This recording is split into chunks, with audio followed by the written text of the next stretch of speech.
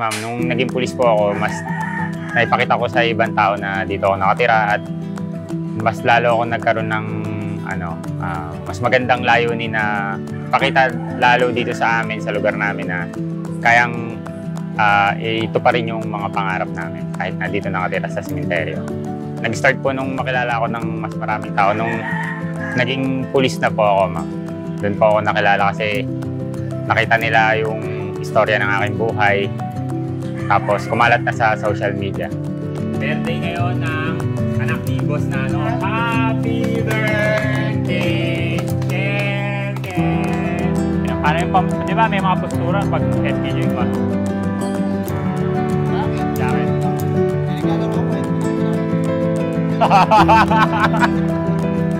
Squatter po talaga kami dito. Yung mga puntod po dito na inaalagaan namin, ayun po yung ginawa namin bahay.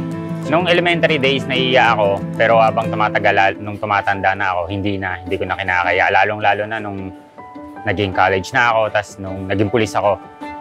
Yung kita nila dito sa sementeryo, hindi sapat yun para mapag-aral ako. Puro utang din po yung ginawa namin para makasurvive sa pag-aaral.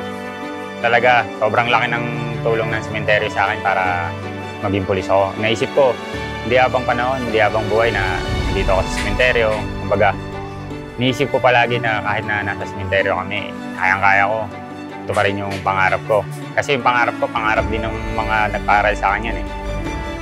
Since na pulis na po ako, syempre, ang gusto ko talaga yun. Syempre, ang mandate ko talaga ng PNP, yung maglingkod talaga kami, magserbisyo sa bayan. At dito naman sa amin, lalo na sa sementeryo, gusto ko maging mabuting inspirasyon sa kanila. Makita nila na lahat ng bata dito, makita ng mga magulang na lahat ng anak nila may potensyal, mayroong karapatan na mag-aral, mayroong posibilidad na makatapos ng pag-aaral at makita nila, mag-reflect sa akin na kayang-kaya, kung kaya niyong, kaya ko din na pagtapusin yung mga anak ko at makamit yung mga pangarap nila.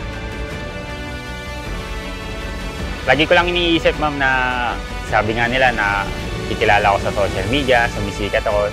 Hindi ko nilalagay sa puso ko, hindi ko nilalagay sa isipan ko na sikat ako. Kasi walang ibang sikat kundi yung Diyos lang para sa akin. Walang ibang masisikat pa sa Kanya. So kung nakikita man nila ako sa social media, dahil din yun sa mga taong kasama ko. Kasi tulong din nila yun eh. At syempre, kaya din naman tayo, ayun nga, sabi nila, nakikita sa social media. Dahil din yun sa mga taong nanonood sa atin at dahil yun sa sementeryo.